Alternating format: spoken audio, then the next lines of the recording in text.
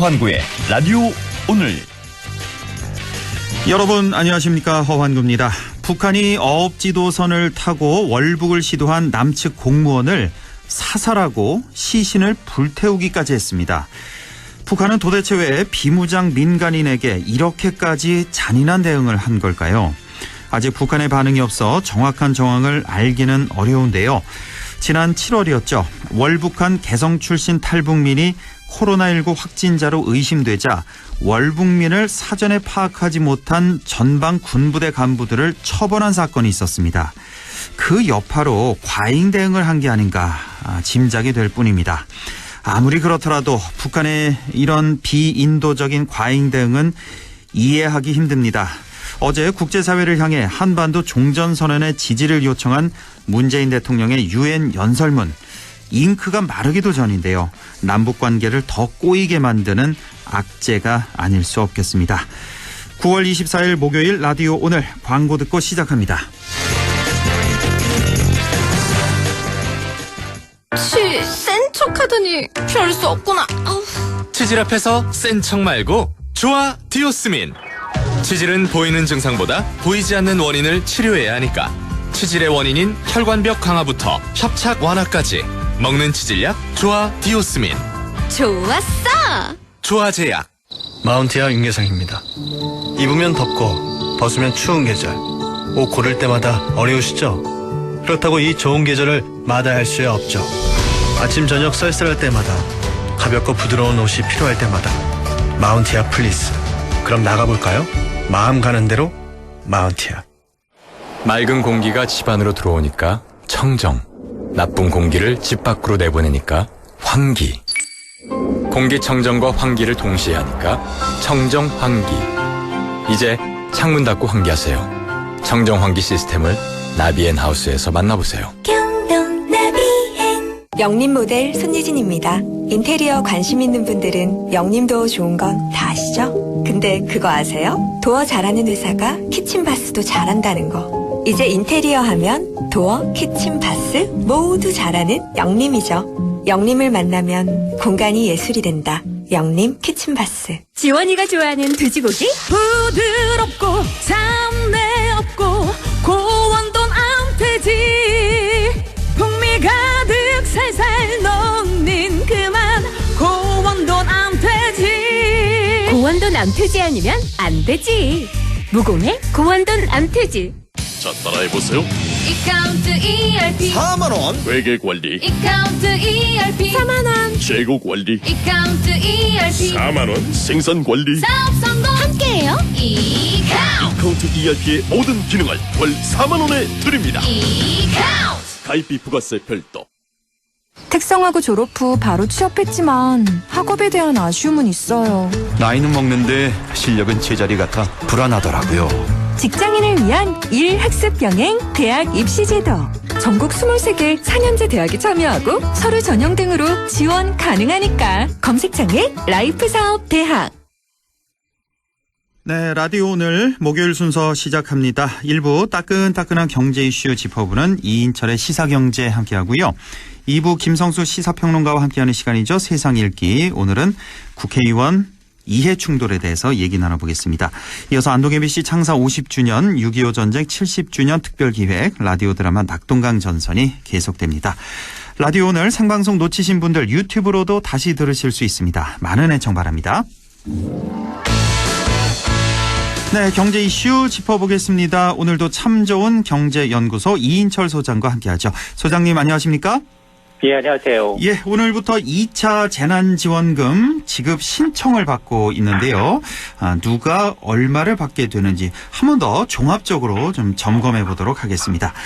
자, 우선 가장 논란이 됐던 통신비 2만 원 지급, 그 대상이 줄어들었고요. 그다음에 특별 돌봄 지원 대상이죠. 이제 초등학생까지였는데 이걸 중학생까지로 이렇게 늘어났죠. 그렇습니다. 이 가장 쟁점이 됐던 부분인데요. 통신비는 지급 연령을 종전에 이제 13세 이상에서 이제 사실 40대, 50대가 빠졌습니다. 네. 그래서 지급 대상이 16세부터 34세까지 그리고 65세 이상으로 대상이 축소됐습니다. 지급 방식은 이제 신청할 게 하나도 없습니다. 별도의 신청 절차 없이 통신비는 사실 이 통신사가 알아서 이번 달 요금을 깎아주는 방식이다 보니까 요금 2만 원, 9월분 요금 2만 원을 감면해주면 정부가 예산으로 이를 보존해줍니다. 네. 따라서 실제적으로 이제 고객이 느끼기에는 10월 이제 통지서에서 내 통신요금에서 2만 원이 이제 절감이 됩니다. 10월 통지서군요. 10월에 실제로 내는 돈에서 2만 원을 깎이는 거예요. 그렇습니다. 예. 9월분 요금은 10월에 내기 때문에 그렇습니다. 예. 그렇죠. 이렇게 이제 통신비 지급 대상이 줄면서 아낀 예산이 당초 예산이 한 절반가량 5,200억 원 정도인데요. 예. 이 예산을 아껴서 다른 사업에 씁니다. 일단 돌봄 지원비가 초등학생 이하에서 중학생까지 확대가 됐죠. 예. 미취학과 초등학생에 대해서는 1인당 20만 원씩이고요. 중학생은 비대면 학습 지원비 명목으로 15만 원을 지급합니다. 당초 이 국회 논의 과정에서 중학생은 제외가 됐었지만 138만 명, 중학생이 늘어나다 보니까 지원 대상이 670만 명으로 아마 가장 많습니다. 예. 미취학 아동은 별도로 이제 신청할 게 없습니다. 이미 받고 있는 아동수당 통장으로 현금이 입금이 되고요. 다음 주 되면 이제 초등학생도 스쿨뱅킹 통장으로 지급이 되는데 중학생은 사실 추석 이후에 정부는 1인실 내에 지급을 하겠다라고 밝히고 있습니다. 예. 지금 말씀드린 통신비랑 특별 돌봄 지원, 이거는 이제 따로 신청할 필요 없다. 알아서 이제 돈이 들어오는 거고. 이번에 추경 예산이 7조 8천억 원이었잖아요. 이 전체 예산에는 변함이 없는 거죠? 그렇죠? 맞습니다. 이 안에서 전체 이제. 예산은 변함이 없습니다. 그렇죠. 이렇게 조정이 된 거고. 자, 당초에 이제 고위험 업종으로 영업이 중단됐었는데, 그래서 영업을 못했는데 지원 대상에서 빠졌던 업종이 있습니다. 바로 이제 유흥주점과 콜라텍인데, 이 유흥주점과 콜라텍도 지원 대상에 포함시키기로 했다. 그래서 이에 대해서도 논란이 참 많네요. 맞습니다. 당초 이제 집합 금지 명령으로 영업이 중단됐던 12개 이 고위험시설 가운데 유흥주점 콜라텍은 제외가 됐었습니다. 예. 그러나 이제 국회 논의 과정에서 포함이 됐는데요.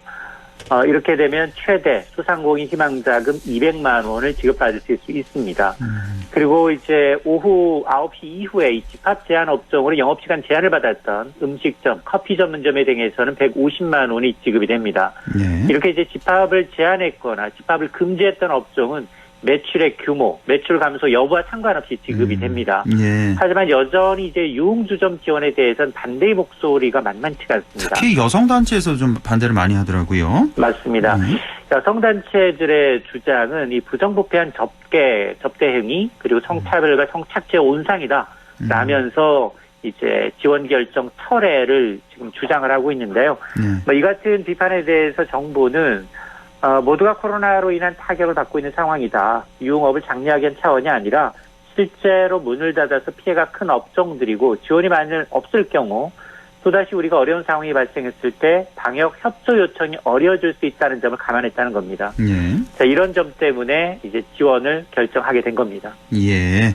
자, 이렇게 해서 유흥주점, 콜라텍까지도 포함됐다는 거. 근데 여기도 조건이 있더라고요. 보니까 뭐 헌팅 포차, 감성주점 이런 데는 연 매출이 또 10억 원 이하여야 되고 5인 미만의 그 종업원을 둬야 되고 노래방이나 콜라텍 같은 경우는 연 매출이 30억 원 이하여야 된다는 이런 조건이 있으니까 이것도 좀 확인을 해보셔야 될 것 같고.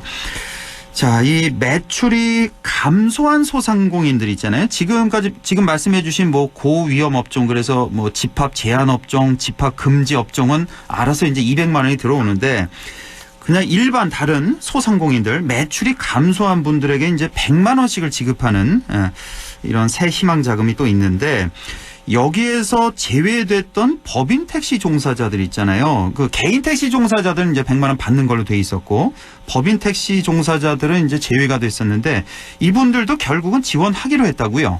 그렇습니다.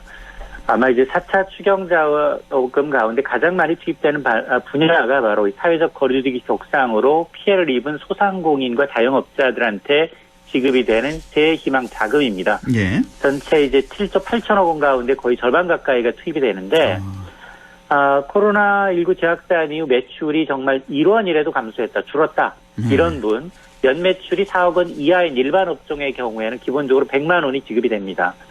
정부는 최초안에서 개인 택시는 지급을 결정을 했지만 법인 택시 운전자는 소상공인이 아니다라는 이유로 지원 대상에서 배제했었는데요. 예. 이 역시 국회 논의 과정에서 지원하기로 결정이 된 겁니다. 지원 대상 이제 택시기사분은 이제 6월 말 기준 한 9만 명 정도 되는 것으로 추산이 되고 있는데 근속 기간과 매출이 실제로 감소했는지 여부 등을 확인하고 지원에 착수합니다. 예. 자, 이렇게 2차 재난지원금 오늘부터 이제 지급이 되고 있는데 과연 이게 내수 경기 진작에 효과가 얼마나 있을까? 왜냐하면 지난 1차 때는 전 국민에게 왜 기한을 정해서 다 쓰도록 하는 소비 쿠폰 형식으로 지급했잖아요. 그때는 이제 네. 내수 경기 진작 효과 톡톡히 봤는데 이번에는 이제 현금을 바로 이제 지급하는 거라서 이게 과연 소비 진작에 도움이 될까 하는 의문점도 많이 드는 게 사실이에요. 정세균 국무총리가 이런 얘기를 했습니다. 이번 추경은 응급 상황에 처한 사람을 구하는 심폐소생술이 돼야 한다는 겁니다. 그만큼 이 코로나19로 생사의 갈림길에 놓인 이 소상공인들 선별적으로 지원할 수밖에 없었던 상황이고요. 말씀하신 것처럼 1차 지원금은 내수 진작 효과 때문에 뭐 현금이 아닌 카드도 있고요. 그리고 예. 현금은 일부 극히 일부였고 카드 아니면 이제 지역 상품권, 뭐 화폐 등을 지역 화폐 등을 이제 통해서 지급이 됐습니다. 그리고 예. 이제 기한도 정해져 있었고요. 그래서 사실 1차 지원금에 대한 정부의 내수 진작 효과에 대한 정부 분석 자료도 사실은 없습니다. 그냥 우리가 이제 추론을 통해서 소득 통계를 통해서 정부의 공적 이전 소득이 좀 늘었구나 정도를 체감하는 정도인데, 네. 근데 1차 대상자가 전 국민 5천만 명이 다 받았습니다. 예. 이게 14조 한 3천억 원 5천만 명이, 그러나 이번은 7조 8천억 원의 돈을 1,000만 명 남짓입니다. 네. 670만 명이 지금 이제 돌봄이기 때문에 소상공인 분들은 이제 상대적으로 좀 많이 이제 적은 상황인데, 예. 어쨌든 절반의 돈을 가지고 대상자가 5분의 1로 줄었기 때문에 정부가 얘기하고 있는 보편적 복지가 아닌 선택적 지급이라는 점에서는 의미를 찾을 수가 있습니다. 다만 정말 피해가 극심한 소상공인 자영업자 입장에서 200만 원 가지고 얼마나 버틸 수 있겠냐, 이게 관건인데요. 그러니까요. 예. 한 달치 임대료도 안 되는 분들도 있다는 겁니다. 예. 따라서 이 코로나19 확산, 재확산 여부에 달려 있겠습니다만 지금과 같은 확산 추세가 이어진다면 이분들한테 언제까지 밑빠진 독에처럼 계속 이제 재정 투입만으로 가능하겠느냐. 그러니까. 오히려 정책자금 지원뿐 아니라 대출과 같은 금융 부분, 세제 부분, 재개월 통해서 다른 업종으로 좀 전환시키는 부분, 이 근본적인 이 코로나 위기 극복과 함께 위기 이후에도 자립할 수 있는 맞춤형 패키지 정책이 나와야 한다라는 지적이 나온 대목입니다. 역시 결론은 방역이군요. 방역 이걸 확실히 잡아야 그 다음에 이제 뭐 경제가 또 활성화되는 걸 우리가 또 기대를 할 수 있는 거고.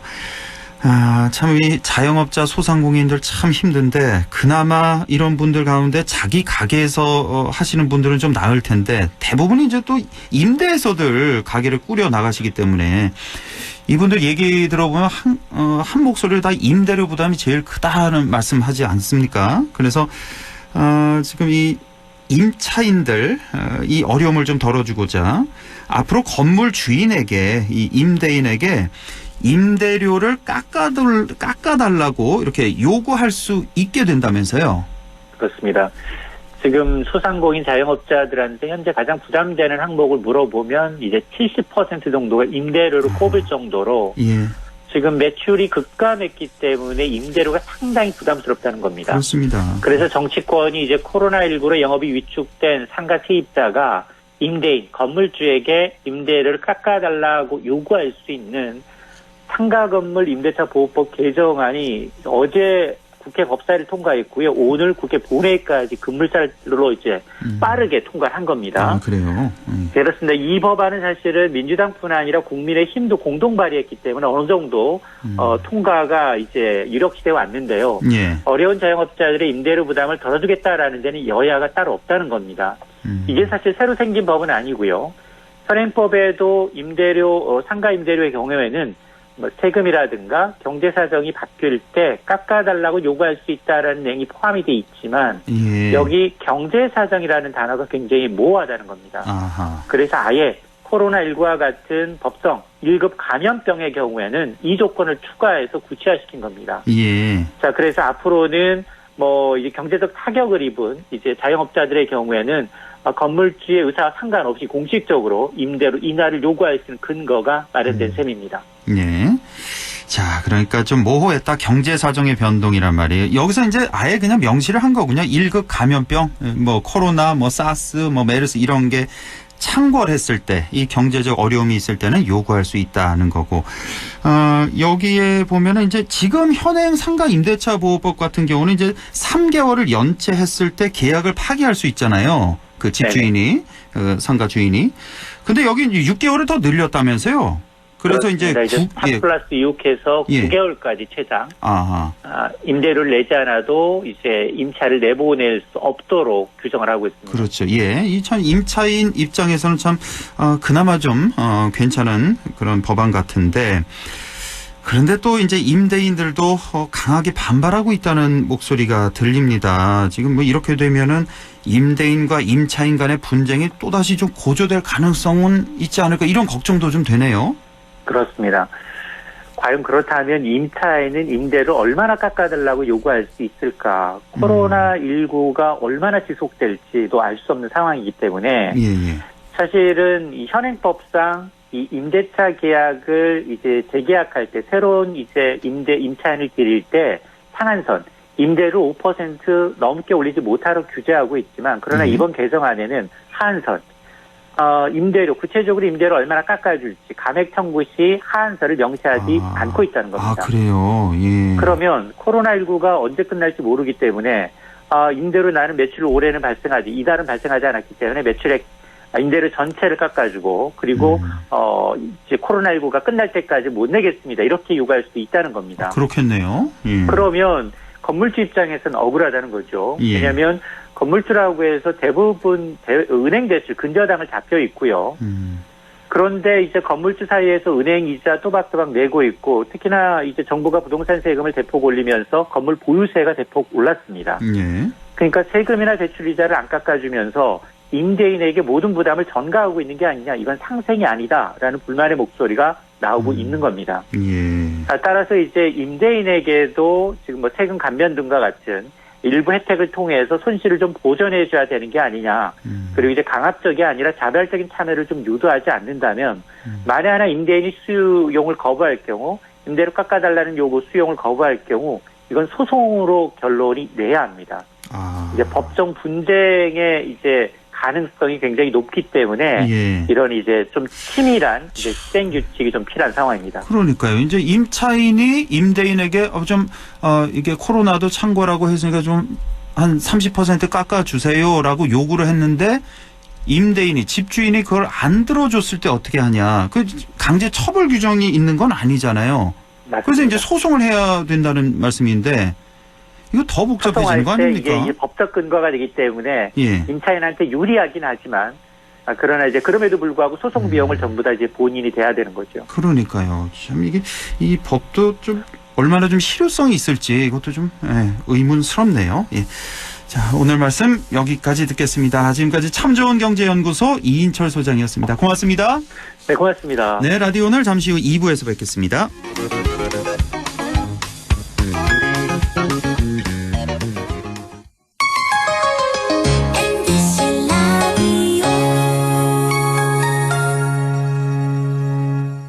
할인점보다 더 실속 있고 편의점보다 더 편리하게 살 수 있는 곳, 시장보다 더 정이 넘치고 백화점보다 더 품격 있는 곳, 이런 곳이 없을까요? 네, 우리 동네 우리 할인점 홈마트가 있습니다.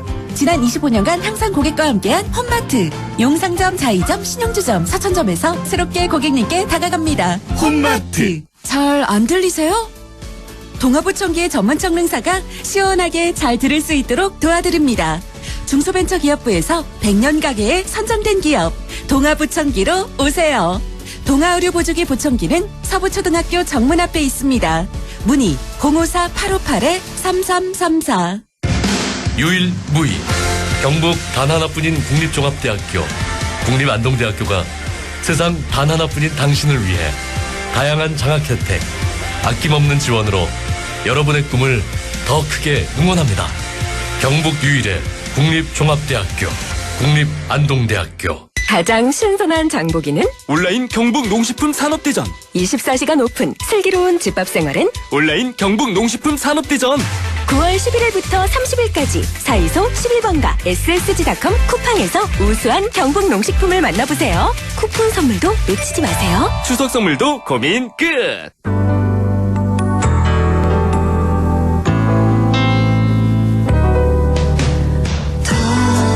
어렵던 날도 많았죠.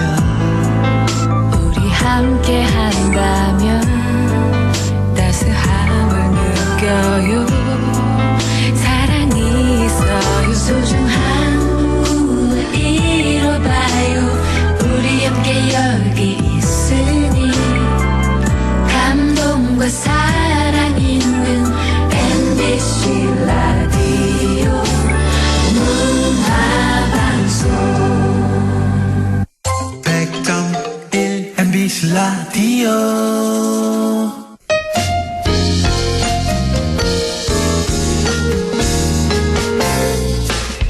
지금 여러분께서는 안동 MBC 시사정보 프로그램 허환구의 라디오 오늘을 듣고 계십니다. 저는 사생결담 강재입니다.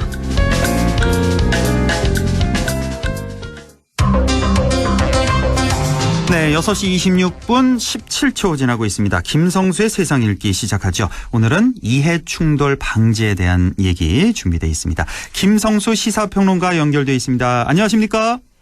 안녕하세요. 김성수입니다. 예, 요즘 박덕흠 의원에 대한 여러 가지 의혹들 계속해서 쏟아져 나오고 있고 급기야 탈당까지 선언한 상태인데, 자, 이와 관련해서 이해충돌 방지법이 시급하다는 얘기가 나오고 있습니다. 이 이해충돌 방지 많이는 들어봤는데 오늘 좀 확실히 그 개념 정리를 해봤으면 좋겠습니다.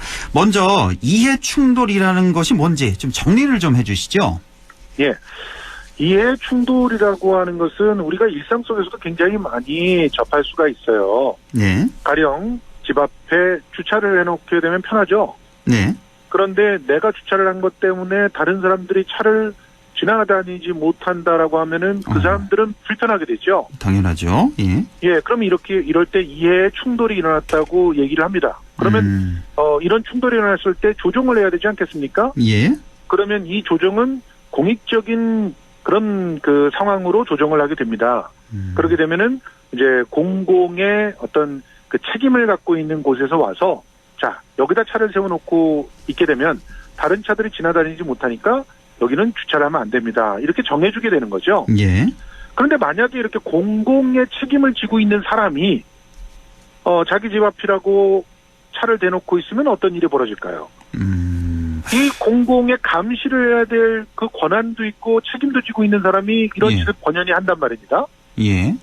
그렇게 되면은 이 사람이 자기한테 들어오는 그런 어떤 그 민원이나 문제를 무시하고 그것을 다른 사람들이 그 손해를 보던 말던 자기의 이익을 위해서 행동할 수가 있겠죠. 예. 그런데 현실 속에서는 그렇게 하면은 민원이 마구 들어가고 그 공무원 잘라라 이런 얘기가 들어가지 않겠습니까? 당연하죠. 예. 맞습니다. 바로 이렇게 공공의 어떤 이익을 지키는 그런 역할을 해야 될 사람이 예. 자신의 이익을 우선하게 되면 안 된다라고 하는 지극히 상식적인 생각.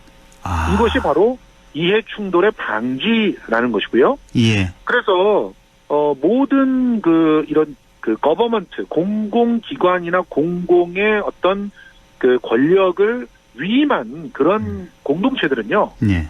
그 공직자들이 당연히 자신의 이해와 공공의 이해가 충돌할 때 절대로 자신의 이해를 먼저 내세우지 못하게끔 정해놓고 있습니다. 그것이 사실 굉장히 강력한 법으로 정해놓고 있는 것들도 많고요. 예. 최소한 그것을 그 규정으로 정해서 지키지 않았을 경우에는 공직자의 윤리에 위배되는 것으로 최소한은 그렇게 정해놓게 돼 있는 것이 상식이라고 볼 수 있습니다.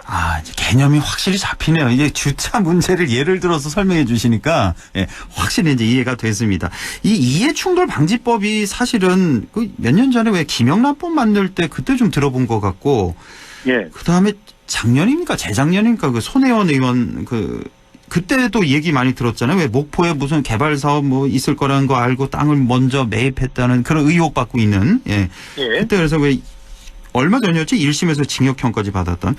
그때 이제 많이 들어봤는데 이번에 이제 박덕흠 의원 건으로 해서 이제 논란이 되고 있는데 그때와는 사실 좀 비교가 안 되는 것 같아요. 그 손혜원 의원 때와는. 그때는 당시 뭐 개인적으로 예를 들어 이게 사실이라고 하더라도 뭐 10억, 20억, 30억대 정도인데 지금 박덕흠 의원 같은 경우는 이게 점점 커져서 뭐 1,000억, 2,000억, 3,000억대까지 지금 의혹이 제기되고 있고 앞으로 더 커질 가능성도 많은 것 같아요. 지금 봐서는. 자, 그러니까 이 이해 충돌 방지를 아주 심플하게 설명하면은 다들 이해하기 쉬운데 이제 구체적인 사안으로 들어가게 되면 이제 복잡해지는 경우도 생겨요. 그렇겠네요. 예. 그렇기 때문에 이제 그런 것들을 가늠하게 해주는 것이 바로 법이죠. 예. 그런데 우리 같은 경우는 아까도 말씀하셨지만 김영란법에 의해서 공직자 윤리법 안에 이해 충돌 방지 조항이란 것을 넣어뒀습니다. 원래 있었죠. 원래. 예.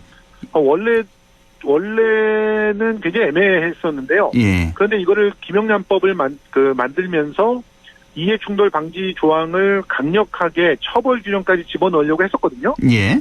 그런데 이제 뒤에도 말씀드리겠지만 그 처벌 규정을 집어넣는 건 실패했고 다만 조항으로서 그 공직자의 윤리 이런 것들은 하면 안 된다라는 그런 걸로 만들어 놓게 됐어요. 그래서 그걸 조금 읽어드리면 예.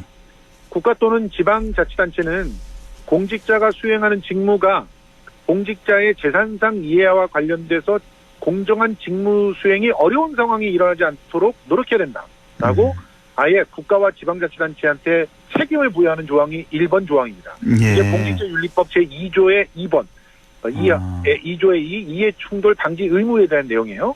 그리고 두 번째, 그럼 개별 공직자는 어떻게 해야 되느냐? 자신이 수행하는 직무가 자신의 재산상 이해와 관련돼서 공정한 직무 수행이 어려운 상황이 일어나지 않도록 직무 수행의 적정성을 확보해서 공익을 우선으로 성실하게 직무를 수행해야 된다라는 게 2항이고요. 예. 그리고 3항이 공직자는 공직을 이용해서 사적 이익을 추구하거나 개인이나 기관 단체에 부정한 특혜를 주어서는 안 된다. 재직 중 취득한 정보를 부당하게 사적으로 이용하거나 타인으로 하여금 부당하게 사용해서는 안 된다. 예. 이런 세 가지가 명백히 나와 있습니다. 다만 처벌 조항이 없는 거군요. 처벌 조항이 없어요. 미국 같은 경우는요. 예. 처벌 조항이 굉장히 강력합니다. 아, 그래요? 예, 이렇게 이해 충돌이 벌어졌을 경우에 바로 거의 뭐 실형 아니면은 거의 없는 상황이 되고요. 예. 계약이나 뭐 이런 것들이 있었다면은 그것이 전부 무효가 됩니다. 바로 그 즉시 이해 충돌이라고 하는 것이 인정되는 즉시 계약이 이루어진 게 있다 이런 게 다 무효가 돼 버려요. 예. 그러니까 사적으로 내가 무슨 뭐 정보를 취득해가지고 부동산을 샀다 무효. 이렇게 돼버리기 때문에 이익을 볼 수가 없는 그런 강력한 처벌 규정이 있는데 예. 우리는 그런 것들을 만들지 못해가지고 지금 이제 논의가 되고 있는 것이고 예. 그리고 아까 이제 손혜원 의원의 건에 대해서 살짝 말씀을 드리면 거기서는 손혜원 의원이 그래서 취득한 정보가 직무상 얻게 된 비공개 정보이냐 아니냐가 굉장히 중요했던 거고요. 예. 그리고 사적인 이득을 위해서 그거를 샀느냐 안 샀느냐가 중요해졌죠. 그렇죠. 근데 실제로 이득을 본 게 없었어요. 그리고 또 사적 이득이 아니라 나는 공적인 책무, 다시 말해서 그 길을 이제 되살리기 위한 공적 책무에 의해서 진행을 한 것이다라고 주장을 했기 때문에 그것을 바뀌게 됐던 것이고. 이건 뭐 법정 다툼을 좀 해봐야 결론이 나는 거고 그렇죠. 양쪽 주장이 다르니까. 지금 박덕흠 의원 같은 경우는요. 예.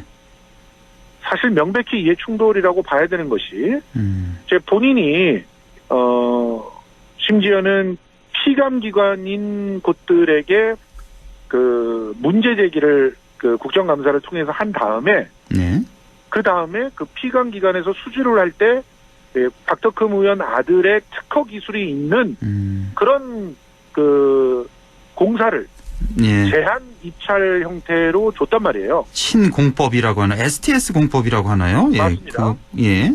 10년 동안 국토부에서 이 제한 입찰을 한 것만 해도 2,310억 정도가 됩니다. 아, 그래요. 50건을 수주를 했는데 그중에 43건을 제한 입찰 방식, 이 제한 입찰 방식이 바로 이 STS 공법을 탁 찍어서 그 공사에 집어넣은 그런 형태의 입찰을 한 거예요. 대부분이 다 제한 입찰이었군요. 그렇습니다. 7건 제외하고 다 제한 입찰인 거예요. 예. 그럼 이 상황이 우연히 이루어졌다라고 볼 수 있겠습니까? 그리고 당연히 이런 식이 이루어질 거라면 그 국토위라고 하는 데를 가지를 말았어야 되는 것이고. 그렇죠. 심지어 지금 그분이 10년 동안 계셨는데, 그 국회의원을 하셨는데. 네. 그런데 국회의원 있는 중에서 2년은 이제 행안위에 있었어요. 행정안전위원회인데, 예. 이 행정안전위원회는 바로 지방자치단체를 피감으로 대상하는 그런 곳이에요. 예. 그러니까 지방자치단체는 전부 다 자기 자치 산하에 또 SH공사라든가 이런 도시 건설 공사라든가 이런 공사를 끼고 있지 않습니까? 공사가 또 엄청 많잖아요. 지자체 맞습니다. 차원에서. 예. 이분이 스스로 고백을 하셨듯이 이분의 자식이나 또 형 이름으로 되어 있는 회사들은 전부 토목공사니까 99%가 광급공사예요. 예. 그러면 행안이나 국토위에는 가면 안 되는 것이죠. 아예 미국 같은 경우는요, 이런 분은 국회의원이 될 수가 없습니다. 아, 그래요? 아예. 그렇습니다. 자, 그런데, 참, 이거를 동료 국회의원들도 다 알고 있었을 텐데, 어떻게 이렇게 오랫동안, 거기서 또 간사까지 국토위에서 지낼 수 있었는지. 자, 그러면, 만약에 지금 이제 입법을 한다고 하지 않습니까? 이제 이해충돌 방지법. 그럼 지금 이제 법을 만약에 만들어도 이해충돌을 일으킨 사람, 이래서 뭐 이득을 취한 사람들 처벌할 수는 없겠네요. 지금으로 봐서는. 그렇죠. 이제 법에서는 항상 만들어진 이후서부터 처벌을 하는 것이 상식입니다. 예. 그러니까 소급되는 것은 위헌적 요소가 있다고 하는 것이죠. 예. 그래서 박덕흠 의원은 처벌하지 못하는 거 아니냐 이런 얘기가 나오고 있죠. 예. 그래서 지금 이제 검찰에서 눈여겨보고 있는 것은 뭐냐면 바로 뇌물 공여라고 하는 측면인데요. 뇌물 공여요? 그렇죠. 제3자 뇌물 수수가 될 수가 있는 겁니다. 예. 다시 말해서 지금 현재 공사를 수주했다고 하지만 이 공사를 수주한 것 자체가 이익금이 들어가 있는 거잖아요. 그러니까 그 피감 기관들로부터 뇌물을 받았다 이렇게 해석을 할 수 있다고요? 그렇죠. 피감 기관이 아들이나 형의 회사에게 사실상 뇌물을 주어서 그래서 그 뇌물을 통해서 그 국회의원에게 영향력을 끼치려고 했다. 이렇게 보는 것이죠. 예. 그래서 실제로 그 제3자 뇌물 공여 조항을 보면 관련 있는 제3자에게 그 뇌물을 주어서 그것으로 금전적인 어떤 이해나 이득들이 돌아갈 수 있게끔 한다면은 그것이 성립된 것으로 보고 있기 때문에 지금 이 형태는 그냥 단지 공직자 윤리법 정도의 위반이 아니라 제3자 뇌물 공여가 될 수 있다는 측면에서 굉장히 위중한 그런 상황이라고 보고 있는 것이고요. 예. 그런데 보다 더 정확하게는 이 이해충돌 방지법에 확실하게 들어가서 3자 뇌물 공여 같은 경우는 입증해내기가 굉장히 어렵습니다. 명백한 증거가 제시가 되어야 예를 들어서 박덕흠 의원과 뭐 아들 혹은 형 사이에서 뭐 녹취록이 나온다든가 그래서 그런 이익을 위해서 함께 움직인 그런 물증이 나왔을 때 확실하게 입증이 되는 거거든요. 그렇겠네요. 그리고 또 뭐 그 계좌 추적 등등을 통해서 돈이 그쪽으로도 오간 게 확실해졌다. 이렇게 되면 이제 볼 수가 있는데 대개는 그런 흔적들을 계좌나 이런 데서 잘 안 남겨놓으려고 하지 않습니까? 그렇죠. 예. 그래서 이제 3자 뇌물 공여 같은 경우가 성립되기가 굉장히 어려운 상황입니다. 그런 측면에서 지금 박덕흠 의원은 이제 마땅히 자신이 의원직을 사퇴하는 것이 그 올바른 상식이라고 보지만 법적으로 다툴 것이 있다라고 생각을 하는 거죠. 그래서 사퇴를 하지 않고 탈당을 선택해서 법적 채비들을 하고 있다 이렇게 볼 수가 있는 것입니다. 지금 혹시 박덕흠 의원을 고발한 단체라든지 뭐 개인이 있나요? 아직은 없나요? 그럼요. 있나요? 지금 현재 시민사회단체가 고발을 했고요. 이미 했고요. 그럼 뭐 법정 다툼을 앞으로 또 꽤나 오랫동안 하게 되겠네요, 앞으로. 뭐, 손혜원 의원처럼 그렇게. 예, 검찰에서도 실제로는 사건을 갖다가 지금 배당하고 있는 상황이고요. 그래서 이제 본격적인 수사가 들어갈 수 있는 상황입니다. 다만 지금 우리가 이번 기회를 통해서 명백하게 국회의원들이 자신들의 이익과 관련돼 있는 그 처벌 규정이 있는 법을 잘 안 만든다는 사실을 확인한 거 아니겠습니까? 그러니까요, 참. 그렇기 때문에 이 부분에 대해서는 국민들이 철저히 감시를 해야 되고 이번에 이제 그 국민의 여론이 따갑게 지금 질책을 하고 있는 상황이니까 발의까지는 됐어요. 그렇지만 발의됐다고 해서 끝난 게 아니거든요. 그럼요. 이 발의된 것이 소위를 통과해서 소위에서 다시 법사위를 통과해서 그래서 본회의까지 갈 수 있게끔 충분히 감시하고 또 이 법을 갖다가 발의해서 통과시키려고 하는 의원들에게 이제 지지를 보내야만 네. 이런 상황들이 만들어질 수 있다는 사실을 기억해야 되지 않을까 생각합니다. 근데 또 한편에서는 이 이해충돌, 국회의원들 이해충돌 방지법 만들기 어려운 게 사실 이 국회의원들 자기 직업과 관련된 그런 상임위를 맡으면 안 되는 거잖아요, 일단. 근데 당연합니다. 대부분 다 뭐 법조인들은 그럼 뭐 법사위 못 가고 의료인들은 보건복지위 못 가고 뭐 노동운동가 출신들 환노위 못 가고 뭐 이러면 뭐 갈 데가 어딨냐 이런 목소리도 사실 있잖아요. 그런데요. 참 쉽지가 않을 것 같아요. 예. 우리가 이제 국회의원은 전문가 대표를 뽑는 게 아니라는 사실을 명백하게 좀 기억을 해야 됩니다. 예. 국회의원이 되는 순간 지역의 대표라고 하는 것도 사실은 관철시키면 안 됩니다. 그것 역시 넓은 범위에서 이해충돌이 될 수가 있어요. 예. 자기 지역을 위해서만 뛰는 거 우리가 맨날 예산 만들 때, 네. 쪽지 예산이다 이러면서 비판하잖아요. 그 이유는 지역의 대표로서 움직이는 게 아니라 국민의 대표로 움직여야 되고, 그렇죠. 전문직의 대표로 움직이는 게 아니라 제너럴리스트, 그러니까 모든 국민들의 대표로 모든 사안들에 대해서 자신이 국민의 대표로서의 의견을 내세워야 되는 거거든요. 알겠습니다. 그렇지 않으면 국회의원은 그야말로 이익단체의 로비스트밖에 안 되는 것입니다. 예. 그래서 그런 측면에서 전문직의 어떤 배경을 가지고 국회의원의 선정은 될 수 있어도 국회에 들어와서는 철저하게 모두의 이익을 위해서 종사해야 된다는 것이 상식입니다. 예. 뭐 이번에 이해충돌 방지법을 비롯해서 왜 불필요한 특권들 이런 것들 많잖아요. 국회의원들 이런 것 좀 싹 다 정리하고 왜 선거 때마다 하는 말 있잖아요. 나는 국민의 머슴이 되겠다. 신부름꾼이 되겠다. 꼭 좀 말 그대로 좀 되셨으면 좋겠습니다. 오늘 고맙습니다. 말씀 여기까지 듣겠습니다. 고맙습니다. 고맙습니다. 네, 지금까지 김성수 시사평론가였습니다. 예, 날씨 알아보죠. 김도연 캐스터 전해주세요. 네, 요즘 날씨 말이 필요 없을 정도로 참 좋습니다. 내일도 그런데요. 하지만 이런 가을은 멋진 하늘을 얻는 대신 큰 일교차와 맞서야 하는 시기이기도 합니다. 내일도 아침낮에 기온차가 크겠습니다. 가을볕이 내리쬐면서 낮 최고 기온 24도, 25도까지 오르겠는데요. 습도가 낮아서 그늘에서는 서늘한 기온이 들 수 있습니다. 면역력 떨어져서 감기나 독감에 걸리기 쉬운 만큼 옷 선택 잘해 주시기 바랍니다. 다가오는 주말은 영양에만 토요일에 비 소식이 나와 있고요. 다른 곳은 휴일에 쾌청한 가을 하늘 예상됩니다. 내일 기온은 아침이 13도, 한낮에는 25도까지 오르겠습니다. 봉화 현재 기온은 어제 이 시간보다 3도 높은 18도, 체감온도는 18.9도, 습도는 58%입니다. 날씨였습니다.